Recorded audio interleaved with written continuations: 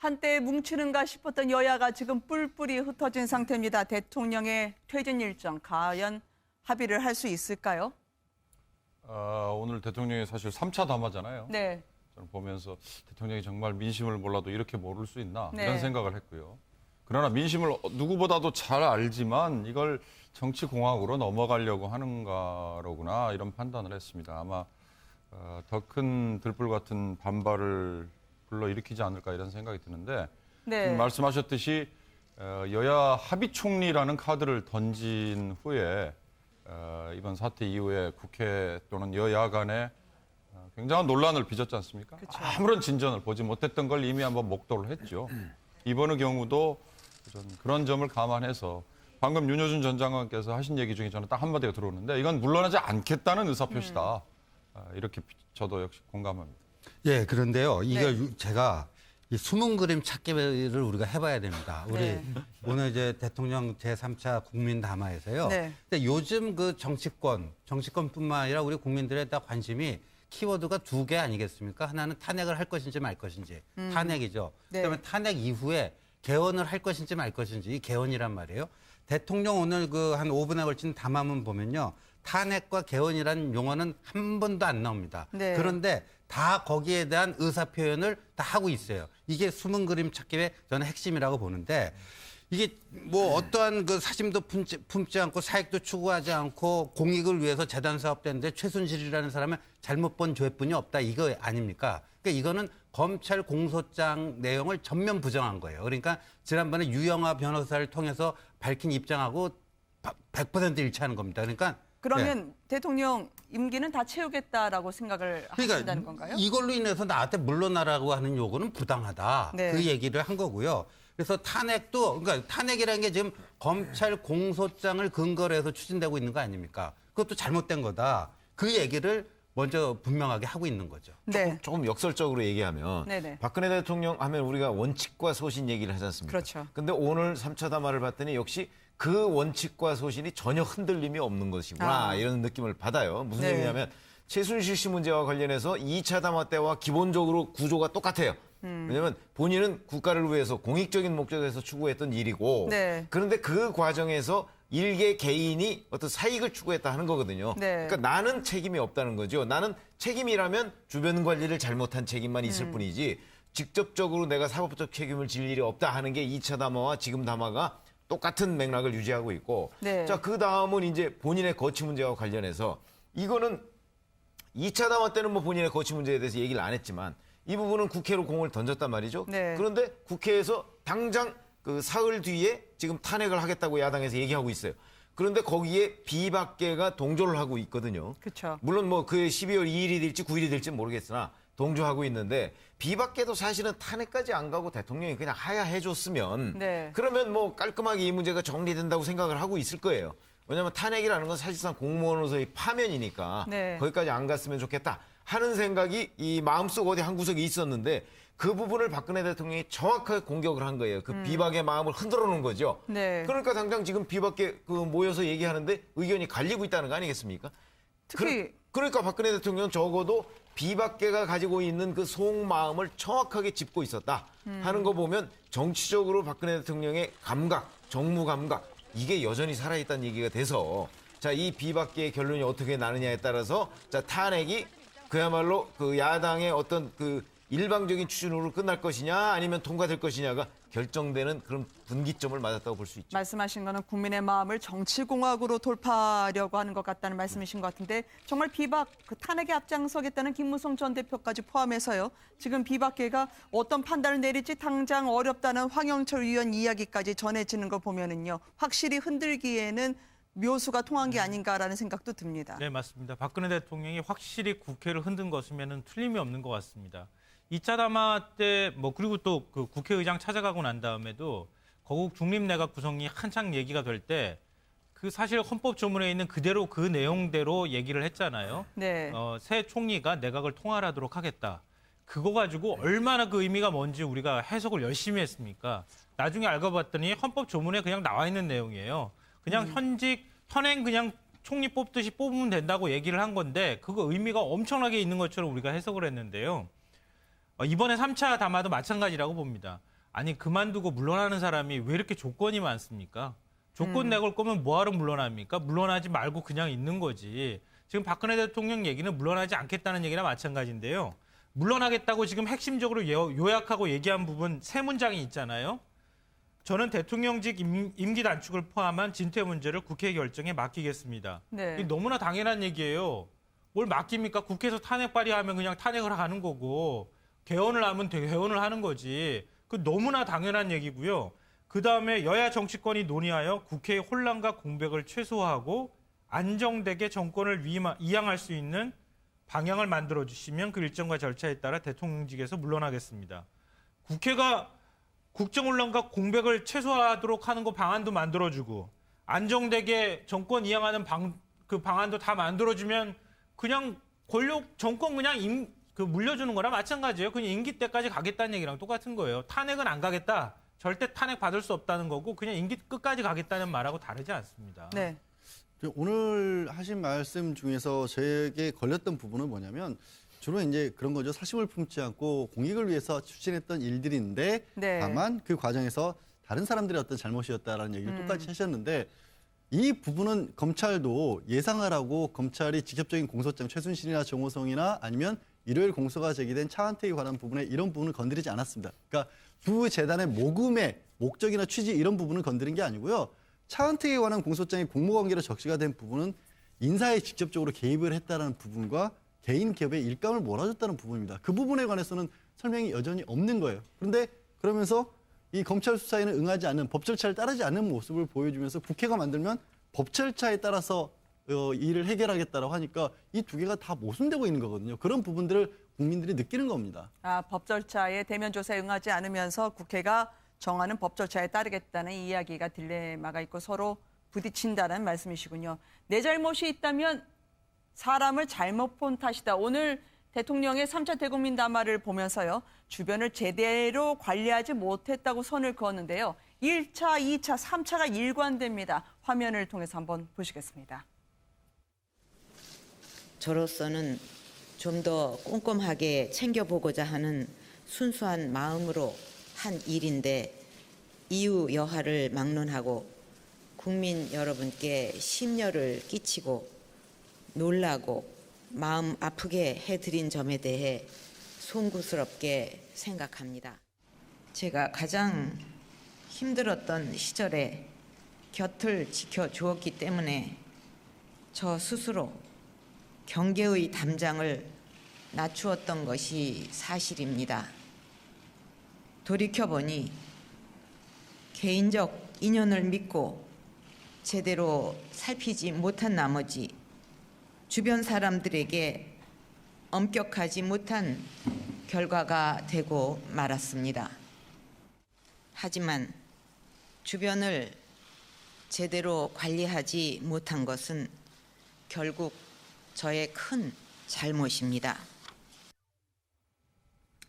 오늘 3차 담화는 1차, 2차와 최순실에 대해서는 메시지는 똑같았는데요. 대통령의 표정에서 뭔가 좀 다른 점을 발견하셨다고요. 그러니까요. 오늘 이제 우리가 이렇게 평가할 때 네. 귀로 들은 것도 평가이지만 눈으로 네. 본 것도 이제 이렇게 평가를 해야 되는데 1, 2차하고 많이 다릅니다. 일단 대통령 표정부터가 1, 2차에 비해서 상당히 밝은 편이었습니다. 네. 오늘은. 그다음에 1, 2차 때는 대통령 목소리가 좀 떨렸어요. 그다음에 끝나고 나서도 무슨 이거 읽으실 때나 끝나고 나서도 상당히 침통한 표정을 줬는데 오늘은 뭐 이렇게 살짝 또 이렇게 목걸이도 하고 나오신 것 같고요. 또 끝나고 나서 기자단을 향해서 약간 엷은 미소를 지으셨단 말이에요. 네. 그게 저는 이제 이게 오늘 이제 박근혜의 마지막 승부수다. 그렇게 본다면 이게 어떻게 보면 회심의 미소일 수가 있거든요.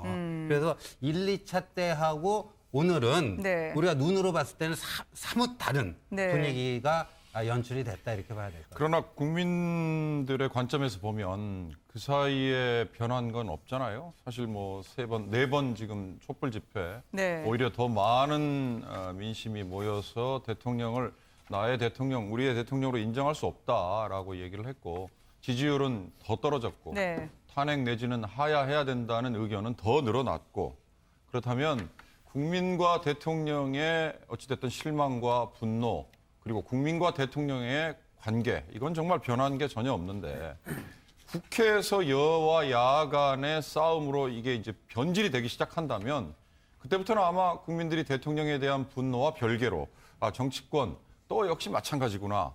이래서 이제 뒤죽박죽이 될 가능성이 있단 말이죠. 그러니까 네. 아까 제가 처음에 정치공학이라는 얘기를 드렸는데 그렇게 풀어나가려고 하면 아마 곧 더 큰 반발에 네. 닥칠 것이다. 그런 점을 대통령 본인도 그렇고 아직도 남아있는 저 지금 참모들이 모르지 않을 텐데요. 그걸 일부러 모르는 척하거나 무시하려고 한다면 더 큰 화를 입지 않을까 걱정스럽습니다. 당초 오늘 3차 대국민 담화 전에 청와대 춘추관장이 기자들에게 대통령이 전면에 서는 마지막 일이실 거다. 안 올라와도 되는데 기자회견장에 예의라고 생각하고 올라오시라고 말씀드리고 싶다라 해서 한동안 기자들은 술렁였어요. 이거 정말 명예로운 퇴진을 밝히시는 게 아닌가? 그래서 마지막 가시는 길 기자들이 좀 봐달라라고 춘추관장이 이야기하는 게 아닐까라 해서 잠옷 진지해졌단 말이죠. 뭐 춘추관장이 뭐 알고 그랬겠습니까? 그리고 이제 사실은 탄핵 절차라는 게 예정이 돼 있기 때문에 네. 어찌 보면 그 춘추관장의 말대로 그 야당은 지금 탄핵 추진한다는 거 아니겠습니까? 네. 그러니까 탄핵 전 대통령으로서는 마지막 담화일 수가 있어요. 네. 뭐 예를 들어서 탄핵을 12월 2일 날 처리한다고 그러면 탄핵 처리와 동시에 직무가 정지되잖아요. 그러면 그다음부터는 이제 대통령이 아닌 거나 마찬가지이기 때문에 네. 대통령으로서는 마지막이 될 수가 있었던 것이고 그런 걸 보면 자 이거를 꼭 그렇게 우리가 완전 폄하할 것까지는 아니다. 또 이런 생각도 듭니다. 왜 그러냐면 결국은 야당에 또는 국회에 공을 넘겼어요. 그럼 네. 국회가 이 공을 어떻게 처리하느냐 하는 것도 결국 국회의 능력이에요. 그중에 제가 이제 하나 예를 들어야 될 것이 바로 그건데 국회 추천 총리 얘기가 나왔을 때 제가 그런 얘기를 한 적이 있어요. 자 이거를 야당에서 받으면 된다. 이런 네. 생각을 했어요. 왜 그러냐면 자 국회 추천 총리라는 건 국회에서 추천한 사람을 임명하는 거예요. 대통령이. 다른 사람을 임명하는 게 아니고. 네. 그런데 그렇게 되는 건 총리에 대한 인사권을 국회가 갖는 거나 마찬가지예요. 헌법에 보면 총리는 대통령의 명을 받아서 국정을 통할한다고 돼 있어요. 근데 명을 안 받으면 어떻게 되죠? 해임을 해야 되는데 해임할 권한이 대통령한테 없어요. 네. 그러면 총리가 힘을 더 쓸 수 있는 겁니다. 사실상의 대통령처럼. 이것도 자 국회가 일정을 정하라고 그랬으니까 국회가 서로 욕심을 내려놓고 일정을 정하면 네. 대통령이 그 덫에 걸리는 게 된다는 거죠. 그런 점에서 보면 국회의 모습을 앞으로 지켜봐야 되겠습니다. 3당 3색인데 말이죠. 근데 저는 박근혜 대통령 오늘 3차 담화문 보면서요. 네. 박 대통령이 자신의 잘못을 인정하지 않았다는 건 그건 국민이 바보가 아니니까 누구나 다 보면은 다 알고 있을 것 같고요. 박 대통령의 태도의 문제입니다. 청와대가 그동안에 야당이 막 공격하고 그럴 때 질서 있는 하야 얘기하거나 네. 탄핵 문제 얘기할 때 뭐라고 했습니까? 탄핵 해볼 테면 해봐라. 법적으로 절차를 밟아라. 법으로 해라. 라고 말했습니다. 근데 지금 박근혜 대통령이 뭐라고 얘기하고 있습니까? 정치로 내 문제를 풀어달라. 이렇게 얘기하고 있습니다. 네. 여야가 합의하에 지금 저런 과정이 법에 나와 있습니까? 법 조문에 있나요? 저렇게 합의하면 대통령이 하야할 수 있다는 규정이 있나요? 없잖아요.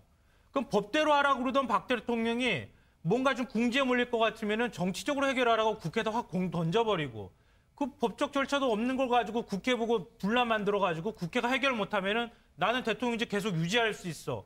이런 식의 태도가 오히려 좀 문제가 있는 거 아닙니까?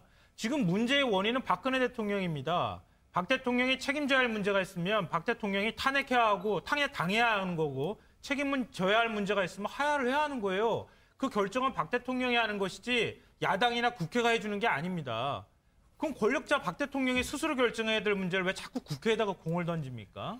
좀 이해할 수가 없습니다. 국회에 공을 던지면서도 춘추관장 말씀을 다시 한번 전하면 이제 네. 대통령으로서 마지막으로 하는 말씀이라고 예의라고 생각하고 올라와 달라라고 부탁을 하셨다고 하는데 그 얘기는 이제는 말씀 안 하시겠다는 건가요? 이제는 국회에서 알아서 해라라는 얘기처럼 들리거든요. 게다가 기자회견, 마지막 기자회견이었는데도 불구하고 어떤 질의응답도 받지 않으셨습니다. 예전과 마찬가지로. 마지막이라고 정말로 생각을 하셨다면 최소한 몇 마디라도 기자들과 얘기를 나눌 수 없었을까요? 참 아쉬움이 남고요. 그리고 이게 주변 제대로 관리하지 못한 것에 대해서 잘못이다라고만 말씀을 하셨는데 이번 사건이 검찰의 공소장이 제기한 거에 굉장히 저는 특이한 사건이라고 보는 게 네. 대부분 권력과 관련된 문제에 있었을 때는 그 최종적인 위치에 있는 분이 직접적으로 일을 하지 않습니다. 그래서 드러나지 않는 게 보통 일반적입니다. 이게 뭔가 심증은 많지만 아무것도 없는데 공소장에 따르면 사실은 확인해 봐야겠지만 직접 그렇게 나서서 얘기를 하셨어요. 직접. 그런 부분에 대해서는 관리 책임이라고 부를 수가 없잖아요. 아니 말씀하신 부분에서 마지막 전면에 서시는 대통령의 일일 거라고 준 주관장 얘기했는데 오늘 대통령은 가까운 시일 내에 소상히 말씀드릴 기회가 있을 거라고 이야기를 하셨어요. 과연 이거는 무엇을 뜻하는 그거는요, 걸까요? 제가 봐서는 그 최순실과의 관계 아니겠습니까? 그건 특검 조사에 응해서 네. 그거를 의미하는 게 아닌가 저는 그렇게 해석을 했고요. 아까 이제 숨은 그림찾기 하나를 더 해야 되는데 오늘 가장 핵심적인 그 문장은 이거예요.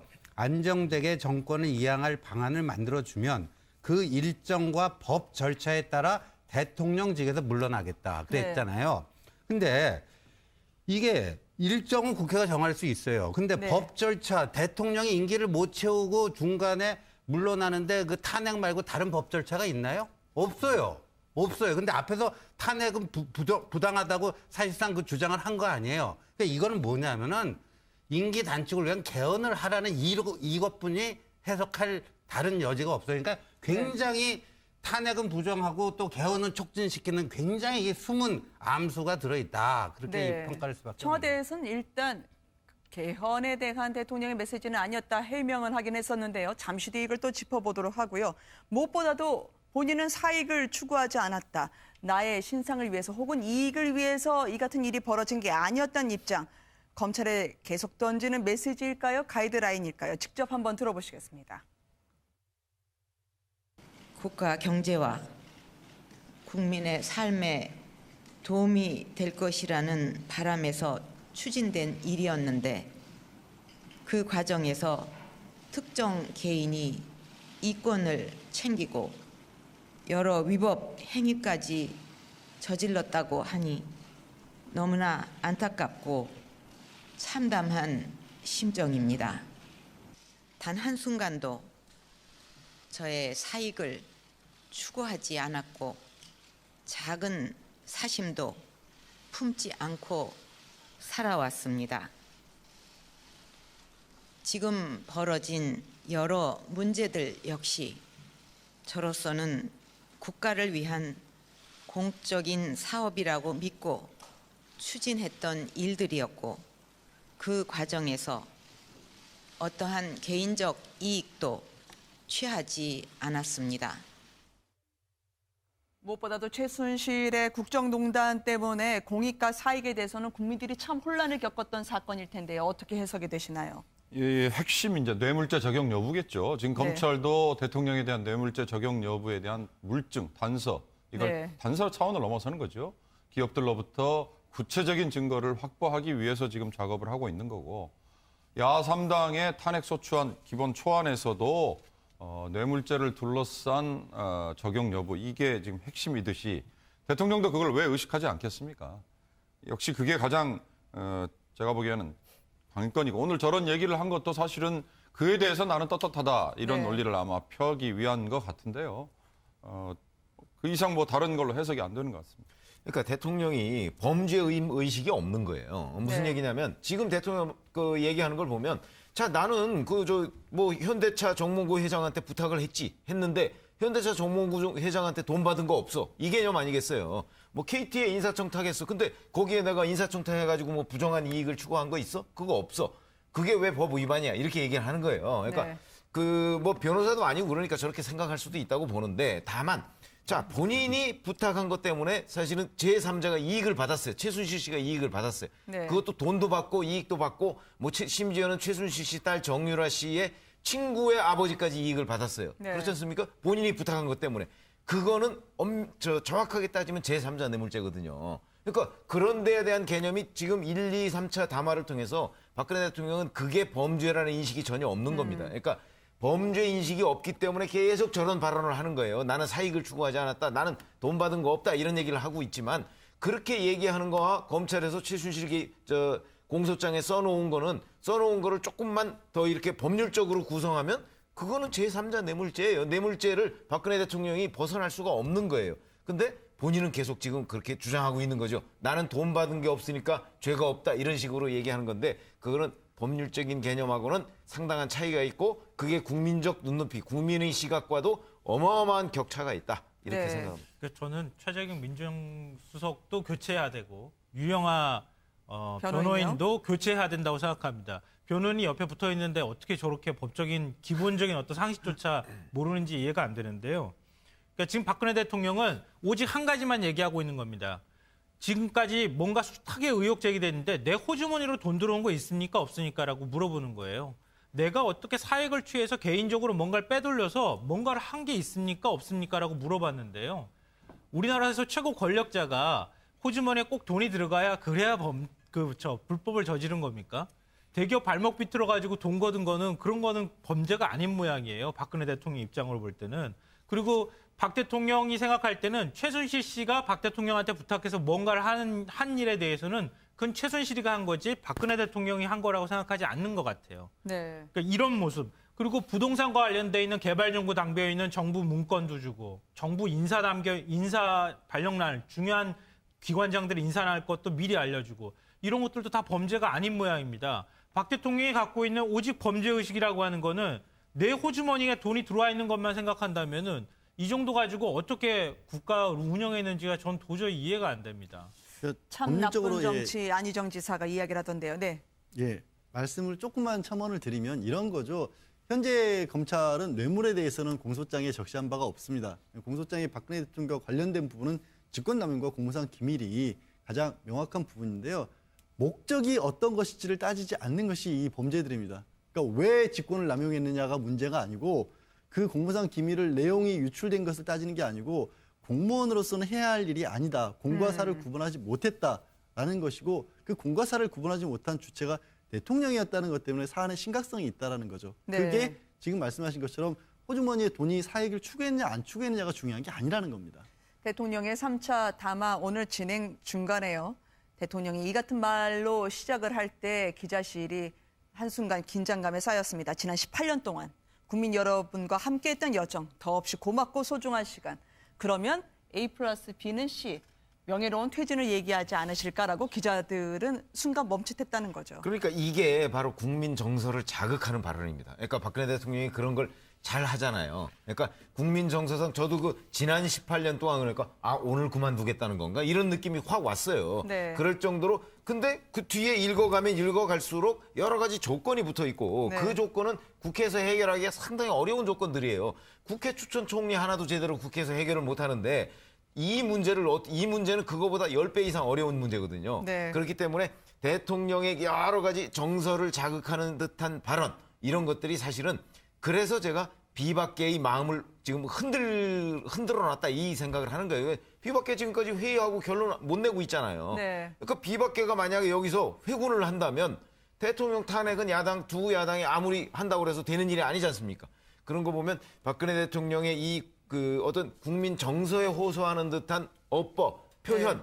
이런 것들이 굉장히 박 대통령 입장에서 보면 절묘한 한 수였다. 네. 이렇게 볼 수가 있습니다. 그런데 저는요, 이게 국회가 너무 고민할 필요도 없을 것 같아요. 안정적인 정권 이양 방안 있잖아요. 이게 국회가 지금 장군 멍군 하는 거 아니에요. 서로 공 주고받고 넘기고 하는 건데 오늘 대통령이 저거 했으니까요. 국회는요, 국회 추천 총리 먼저 내고요. 네. 그 국회도 결정해 달라고 그랬잖아요.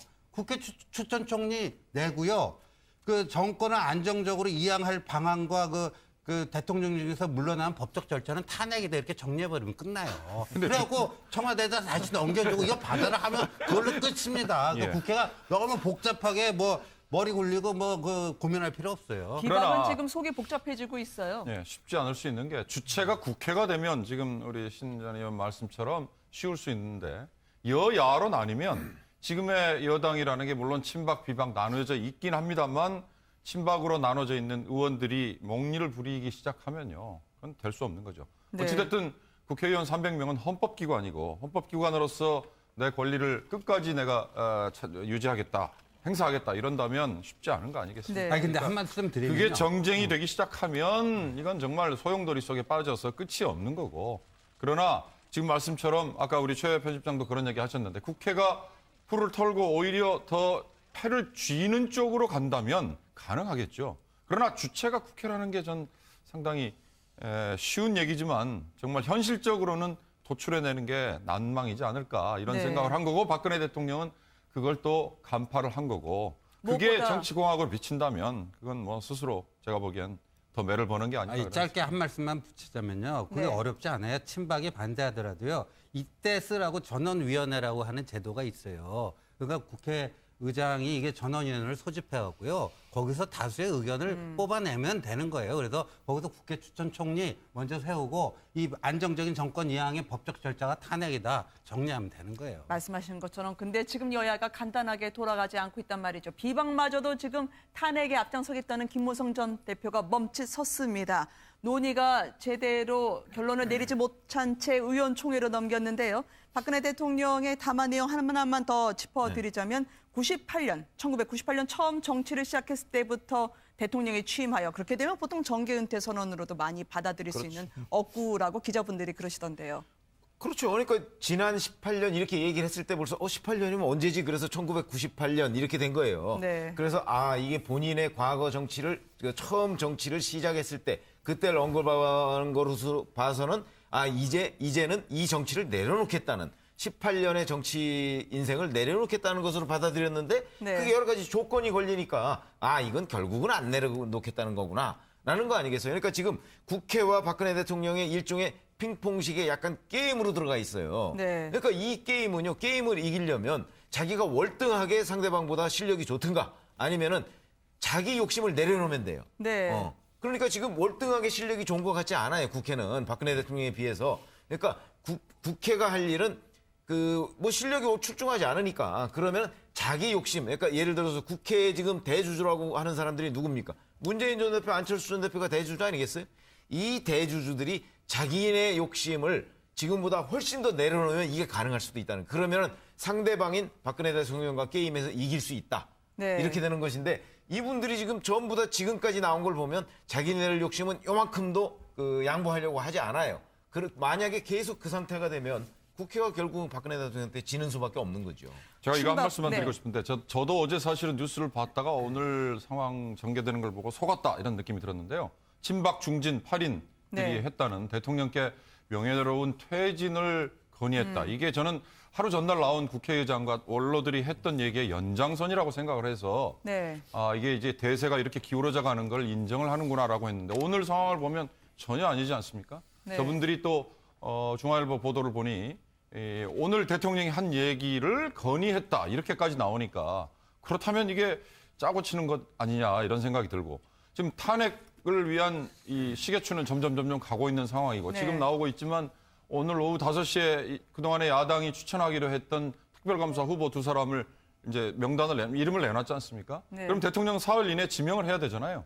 이 대통령이 지명을 한다는 그 자체가 사실 이번 특검법의 아이러니이긴 하지만 본인을 수사해야 될 사람을 본인이 지명한다는 게 아이러니이긴 하지만 거기서 또 존재감을 보여줄 거고 그리고 앞으로 이제 이렇게 되면 탄핵은 또 오늘 새누리당에서 벌써 대오가 흔들렸듯이 뭐 일정대로 갈 수 있겠느냐 이런 고개를 갸우뚱하는 세력들이 분명히 생길 거니까 그런 점에서 보면 오늘 이 얘기는 정말 여러 가지 판을 흔들어버린 그런 결과가 아닌가 싶습니다. 말씀하신 걸 요약하면 일요일 날 원로, 그리고 월요일 날 친박계 중진, 그리고 오늘 대통령 대국민 담화까지 잘 짜여진 시나리오 같다. 물론 네. 각 분들의 충정이 있었을 것으로 의심치 않습니다만. 아까 이제 신 교수님께서 말씀을 잠깐 하셨는데요. 박 대통령의 표정이 많이 밝아졌다. 이전 담화 발표했다보다. 네. 그렇게 말씀하셨는데 저는 그 표정이 밝아질 수밖에 없었다고 봐요. 왜냐하면 그때는 패닉에 가까운 상태처럼 굉장히 충격을 받았을 상태였는데 네. 지금은 그 이전에 한 요즘 며칠 사이에 움직였던 새누리당 고문 국가 원로라고 이정현 하시는 분들 대표는 울먹이셨는데요. 네, 네. 말씀하시죠.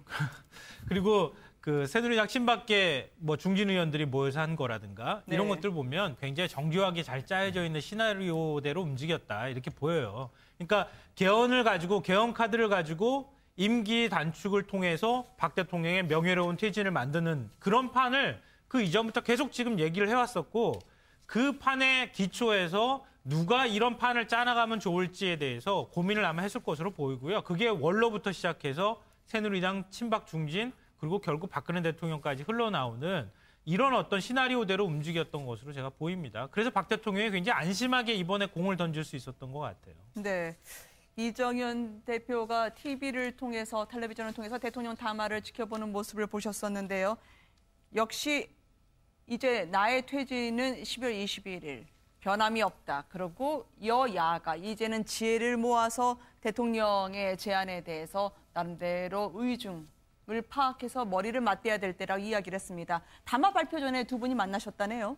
예, 그 전에 이제 근데 오늘 저 대통령 담화 발표 시점에 그 전에 직전에 기자들과 만나서 기자들과 함께 봤다는 거죠. 네. 그래서 참 대통령 그 전에 만나서 본인이 오늘 그 담화 내용과 관련된 건의도 하고 그랬으면 말이에요. 오늘 담화 있다는 것도 알았는데 왜 하필 그 시점에 딱 기자들하고 간담회를 잡고 같이 TV를 보면서 눈시울을 붉혔을까? 네. 아, 저분이 상당히 그런 점에서 정치적 뭐라 그럴까 좋은 의미의 쇼맨십이 있는 분이다. 네. 그런 생각이 드는데 그러니까 아니나 다를까 이제 12월 21일 본인 그 원래 공언한 대로 그렇게 가겠다는 거고 친박은 이걸 어떻게 보면 당내 지금 열세에 그냥 그 몰렸던 네. 이거를 좀 만회하는 반전의 계기로 그러니까 오늘이 이제 박근혜 대통령이나 친박 이정현 지도부에게는 터닝 포인트라고 지금 인식을 하고 있는 거예요, 이게. 네. 비박계 무엇보다 분들이 대통령 탓하지 말라고도 야당을 다시 한번 준엄하게 경고를 내리시던데요. 이정현 대표의 저렇게 물러서는 모습을 보이는 것 역시도 저런 정도까지는 같이 해줘야 한다라는 그런 생각을 하는 것 같고요. 비박계에서 어떤 식으로 움직임이 있을지는 저도 처음에 담화를 듣고 굉장히 걱정은 좀 했었습니다. 그런데 네. 이 자리에 오기 전에 아까 처음에 추성남 기자가 서울역의 광경을 리포트를 해주지 않았습니까? 네. 아마 비박계 의원들도 좀 말씀드리고 싶은 게 그냥 당신들끼리 모여서 회의할 게 아니라요. 서울역이라도 한번 가보셨으면 좋겠습니다. 그래서 이 담화를 국민들이 어떻게 받아들인지를 안다면 그 지금 생각을 하는데 정리하는데 크게 도움이 되지 않을까 싶네요. 여야를 넘나들었던 박지원 비대위원장의 반응이 사실상 가장 먼저 나왔었습니다. 수성의 귀재 그리고 무서운 함정을 대통령이 팠다고 일격을 날리던데요. 그러니까 박근혜 대통령 오늘 담화 내용을 보면 최순실 씨가 없어도 박근혜 대통령은 정치에 관한 한 상당한 정도의 고수다. 우리가 그런 걸 느낄 수 있어요. 왜 그러냐면 이렇게 해서 본인이 마치 하야하는 것, 하야를 국회에다 맡기는 것 같지만 네. 그 하야의 조건을 두고 국회에서 단일안을 못 낼 것이다. 이런 계산을 한 거 아니겠습니까? 네. 그러니까 이제 저거는 이리저리 그 공을 이렇게 넘겨받듯이 하는 그런 게임인데 그러니까 야당에서는 이 문제에 관해서 이제 그 비박계가 흔들릴 가능성이 있어요. 그러니까 지금부터는 비박계 중에서 탄핵을 찬성하는 사람을 빨리 다시 세야 돼요. 이제 이 박근혜 대통령 담화를 네. 계기로 지금까지 이제 한 40명 된다고 왔는데 이 40명 중에 상당수가 아마도 흔들리지 않겠어요? 네. 그러니까 이제 국민의당과 더불어당이 힘을 합쳐서 여당 내에서 박근혜 대통령 탄핵을 찬성하는 분을 다시 세서 자신감이 있으면 아마 야당은 12월 2일이라도 밀어붙일 것이고 좀 자신감이 없으면 다시 어떤 국민적 여론, 열기 이런 거, 탄핵 열기 이런 걸 모아서 12월 9일이라도 처리하자는 게 아마 야당 측의 방침일 거예요. 네. 그러니까 야당도 그쪽으로 가서 결국 박근혜 대통령이 던진 공을 여기서 되받아서 박근혜 대통령의 어떤 옥죄는 쪽으로 가야 되는 게 야당의 목표 아니겠습니까? 그러니까 그런 점에서는 야당이 정치력을 발휘해야 되는데 좀 두고 보죠. 네, 맞습니다. 그러니까 지난번에도요, 박근혜 대통령이 2차 담화 이후에 정세균 국회의장을 찾아가고 국회가 총리를 추천해주면 수용하겠다 그랬는데 네. 그때 야당이 안 받은 게 지금 복귀해 보면은 상당히 그게 그 실책이지 않았습니까? 그러니까 오늘도 이 3차 이 담화가 꼼수다 뭐다 해갖고 이렇게 부정하고 그냥 내치지만 말고요. 여기 그랬잖아요. 진퇴 문제를 국회 결정에 맡기겠다 그랬잖아요. 그러니까 일단 국회가 다 전원위원회를 열어갖고요. 그 대통령의 제안에 대한 국회의 그 답은 뭐냐? 총리 추천할 때니까 그거 받으시오. 그다음에 이거에 대한 당신의 진퇴 문제에 대한 거는 탄핵이라고는 헌법적 절차에 입각해서 하겠습니다. 이 두 가지를 결정하면 그리고 공을 다시 박근혜 대통령한테 넘기면 돼요. 그럼 박근혜 대통령이 뭐라고 그럴까요? 그리고 그렇게까지 뭐 혼란스러울 하등의 이유가 없어요. 제가 봤을 때. 네. 아니 총리 추천안을 박근혜 대통령이 받을 수가 없죠. 그러면은 여기 자기를 탄핵한다는데 그걸 왜 받겠습니까? 안 받지. 그냥 앞서 말씀하신 것처럼 하면 돼요. 공이 넘어오면 그냥 쳐버리면 됩니다. 지금까지 해왔던 것처럼 탄핵안을 계속 발의하는 걸 추진하면 되는데요. 문제는 이제 앞서 말씀하신 것처럼 개헌이라고 하는 카드를 동시에 박근혜 대통령이 같이 던졌다는 것 때문에 지금 비박계가 흔들리고 김무성 전 대표나 이런 분들이 뭐 개헌과 관련돼서 적극적인 입장을 취했기 때문에 새누리당 비박계가 흔들린다는 거하고 그다음에 국민의당도 사실 내부적으로는 좀 흔들릴 여지가 있다는 건데요. 그러니까 이게 개헌 문제를 얘기할 만큼의 지금 상황이 그렇게 한가한가 이런 것들을 전후 사정을 좀 살필 필요가 있고 그냥 만약에 탄핵안 처리 문제를 더 압박하겠다고 하면 그냥 쳐버리고 탄핵안으로 가면 되는 겁니다. 종편에서 개헌은 이렇게 패널 분들 간의 공방이 일거 국회 결정, 국회 안이 뭐냐에 대한 난수표 같은 거를 이렇게 뜨겁게 얘기하면서 의견이 모아지지 않을 걸 대통령도 아셨을지 몰라요. 아니 그러니까 보세요. 여기서도 이렇게 의견이 갈리고 있는데 네. 저 자기 욕심이 우리보다 10배, 100배 더 많은 각 정파들이 국회에서 단일화를 낼 수가 있을까요? 그러니까 그걸 내는 거는 그야말로 국회 지금 특히 야당의 대주주인 분들이 자기 욕심을 내려놓고 하면 된다는 거죠.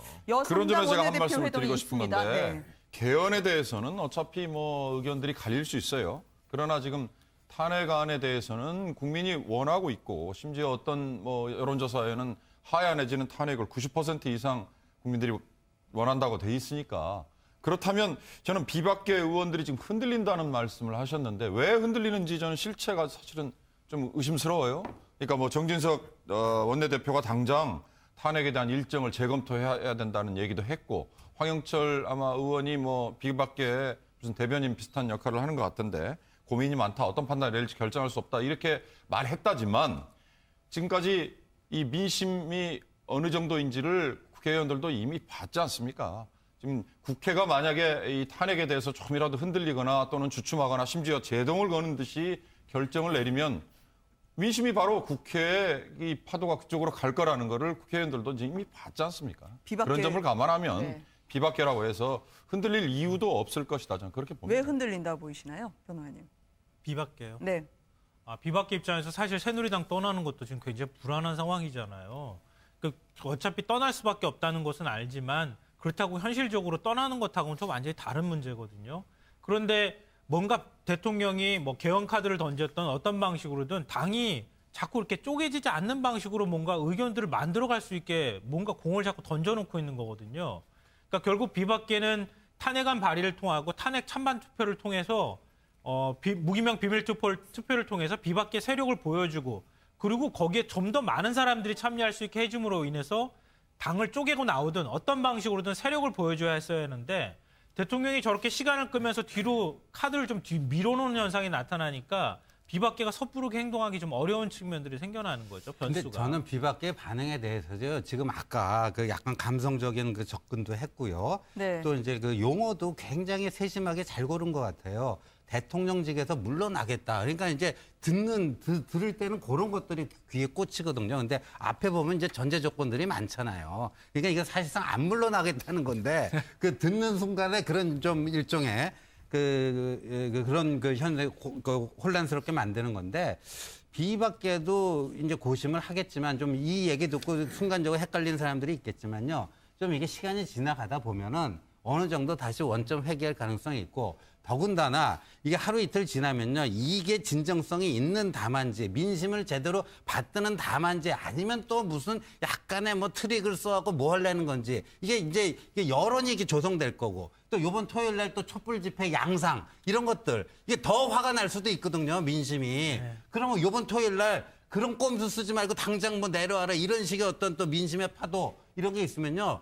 정치인은 또 거기 쓸려가요. 아니 촛불을 보고 또 확인을 하는 건가요? 지금 보면 모르나요? 그러니까 이제 촛불이 확인됐는데 요런 그거 쓰면 촛불이 조금 좀 이게 잦아들지 않을까 그런 희망을 갖고 저런 암수를 쓰는 거 아닙니까? 비박계가 흔들리는 이유는 이런 거예요. 비박계라고 박근혜 대통령을 여기서 완전히 침몰시켜 버려야 된다 이런 생각을 하겠습니까? 그러니까 비박계도 될 수 있는 한 약간의 미련은 있는 거예요. 박근혜 대통령에 대해서. 무슨 얘기냐면 자 보수 세력 전체 피해가 좀 덜 가는 조건 하에서 박근혜 대통령도 어떤 마지막 남은 명예 같은 거 좀 지켜가면서 그래서 이게 잘 끝났으면 그 방법이 뭐겠어요? 그 방법은 박근혜 대통령이 그냥 퇴진을 하는 거예요. 탄핵 같은 이런 절차 구질구질하게 거치지 않고 퇴진하는 방법인데 박근혜 대통령이 그런 걸 요만큼 비쳤거든요. 그러니까 그래 그럼 그 길로 한번 가볼까? 근데 보세요. 자, 오늘, 내일 이렇게 생각을 해보면, 이거 박근혜 대통령이 결국 안 물러나겠다는 얘기네.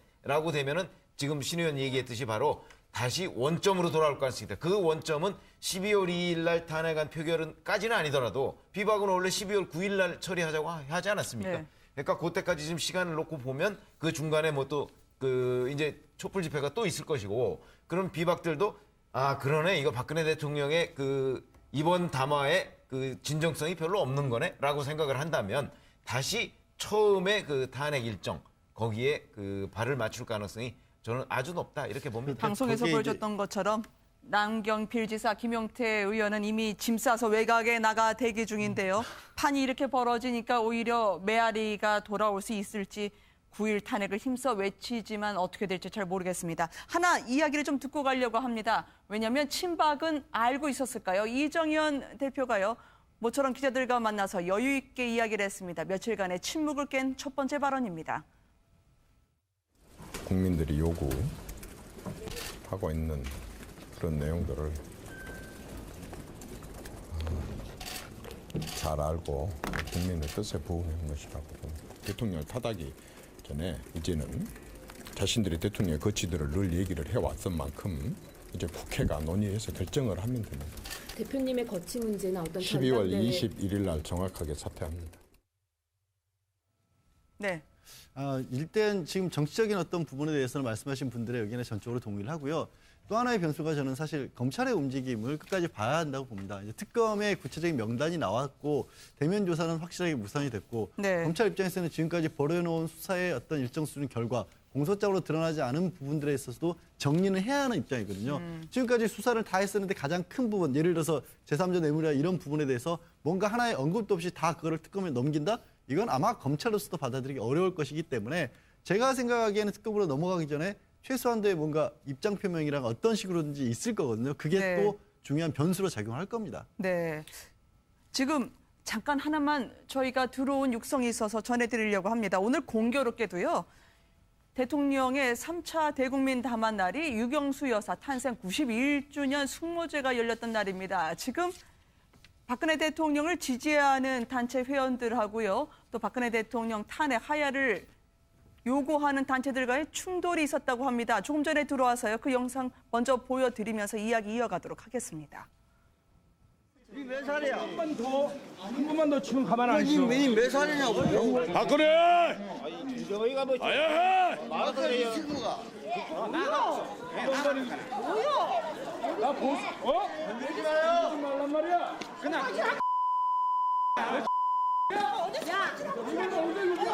경찰! 경찰 어딨어? 아니 빨갱이한테 뭐 신경질. 근데 북으로 가라. 북으로 가면 되지. 완 나만에 사는 거. 아이고 육군 병장도 빨갱이 되는구나. 육군 병장이고 뭐고 아주 빨강이 다 빨갱이 밟아. 공교롭게 대통령의 담화가 벌어졌던 날에 이뤄졌던 일들, 사건을 전해드렸습니다. 박사모의 경우에는 흔들리지 말라고 지금 서로를 독려하기 시작했고요. 촛불 집회에서 봤던 것과 달리 두 쪽으로 갈라지는 분열상이 또다시 노정되는 것 같아서 안타깝다는 의견이 많습니다. 우리 이런 여론전 할 때 두 쪽으로 갈라졌다고 표현하면 반쪽이 난 줄 알고 국민들이 오해하실 것 같은데요. 두 네. 쪽이라고 말하면 안 되겠죠, 사실은. 그러니까 지금 모여가지고 박사모에서 뭐 집회를 한다 하더라도 뭐 몇천 명 수준을 넘지 않고 있는 상황이긴 한데요.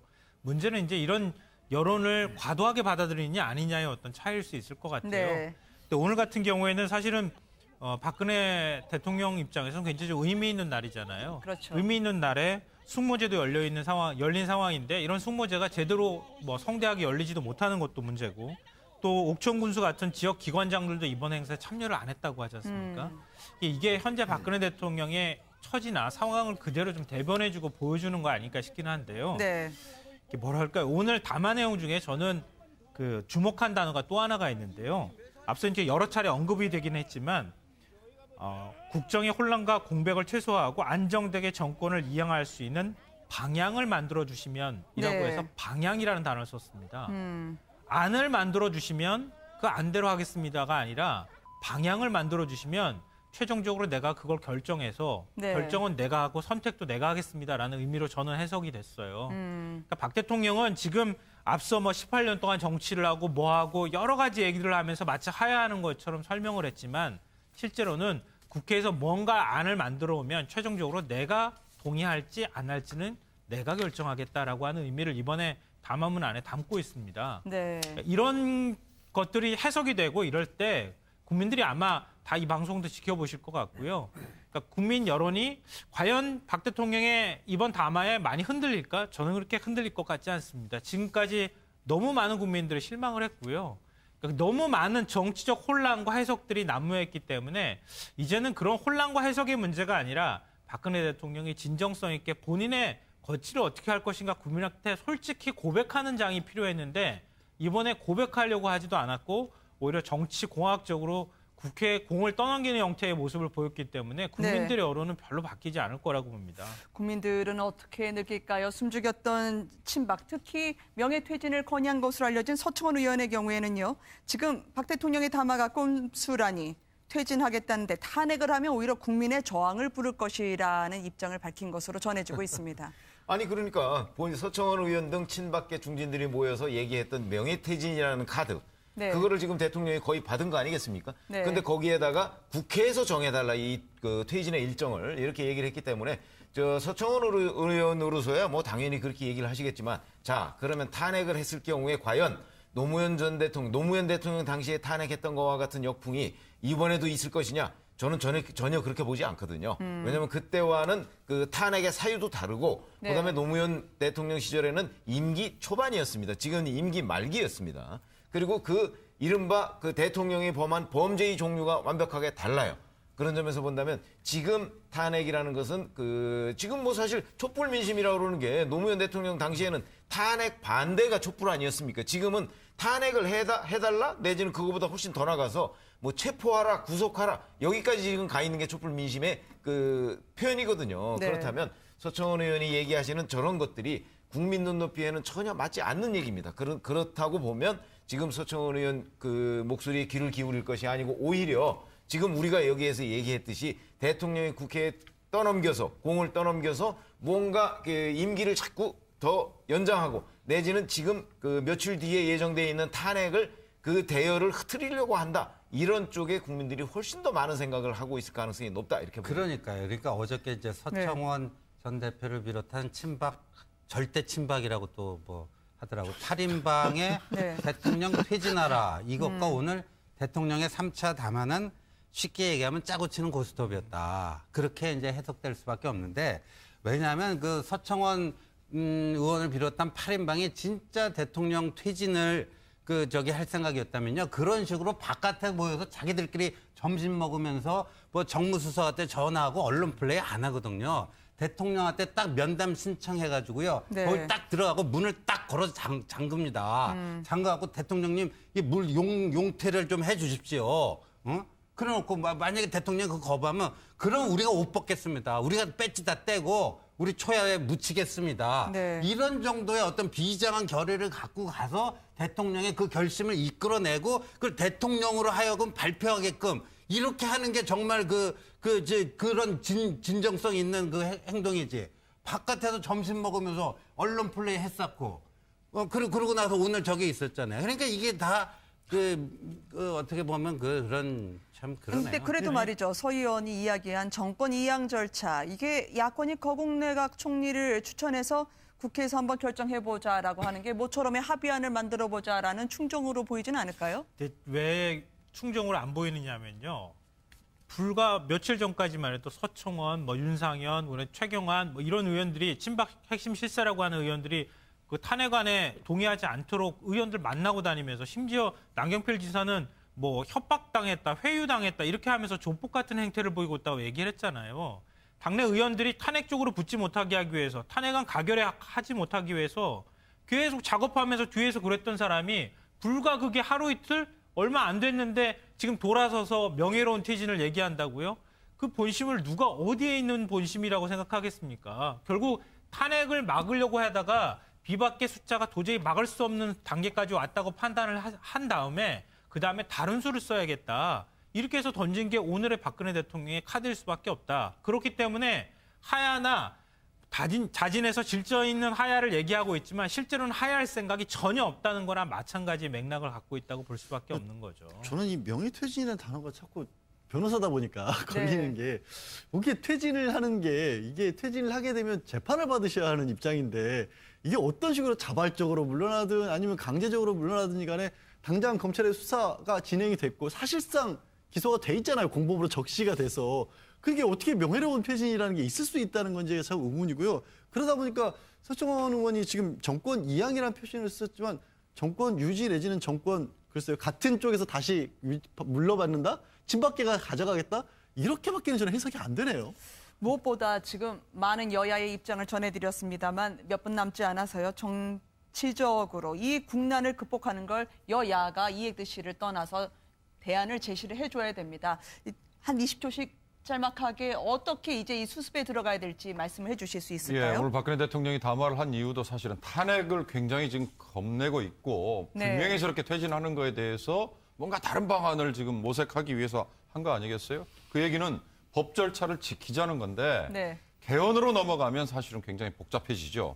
오늘 아침에 어느 신문에 어떤 글을 쓴 분이 로스쿨 교수던데 원포인트 개헌만 하자 뭐냐면 국민들이 탄핵을 국회 의결과 헌재 절차를 거치지 않고 국민 투표로 할 수 있게 이게 민심이다 이런 얘기까지 했거든요. 그런 점을 좀 감안했으면 좋을 것 같습니다. 네, 저는 박근혜 대통령이 국회에다 얘기하지 말고 본인의 의사를 본인이 정확하게 표현하는 게 제일 중요하다고 봅니다. 지금 이 문제가 국회로 인해서 발생한 거 아니잖아요. 박 대통령으로 인해서 발생한 문제입니다. 본인의 거취와 본인의 얘기를 본인의 입으로 정확하게 표현을 해야 국민들이 혼란에 빠지지 않습니다. 박근혜 대통령은 이미 입장을 밝힌 거죠. 이렇게 하라. 그러니까 박근혜 대통령이 여기서 본인의 입장을 밝히셨죠. 마음을 바꿀 생각은 저는 없을 것으로 보고 국회가 마음을 바꿔야 됩니다. 그러니까 대주주들이 자기네들 욕심을 절반으로 이렇게 잘라서 그래서 일정과 법 절차를 박근혜 대통령에 제시해서 듣지 않을 수 없도록 이렇게 하는 게 방법입니다. 저도 약간 혼란스러웠습니다. 2시 반에 발표했을 때 의표를 찔렀거든요. 이런 식의 담화가 나오리라고는 생각을 못해서 혼란스러웠고 아마 정치권에서도 혼란스러웠을 것 같은데 딱 3시간 되니까 정리가 됐고요. 국민들은 더 이상 혼란스러워하지 않고 있을 것입니다. 국민들이 어떤 생각을 하는지 들으면 됩니다. 네, 잠시 이제 혼돈이 있었지만요. 결국은 이제 대통령에 대한 어떤 책임을 묻는 방식은 탄핵에는 현실 가능한 게 없다. 이런 결론이 다시 한번 명확해진 것 같고요. 탄핵은 탄핵이고 개헌은 개헌입니다. 일단 탄핵하는데 국회의원들은 집중하고요. 이후에 개헌 문제는 그때 가서 자유롭게 자기 의견 개진하면 된다고 봅니다. 네. 국민들의 마음을 다독여야 되는 방송이어야 하는데 오늘 또 그렇게 되지 못한 것 같아서 송구스럽게 프로그램을 마쳐야 될 것 같습니다. 함께해 주신 5분 감사드립니다. 고맙습니다.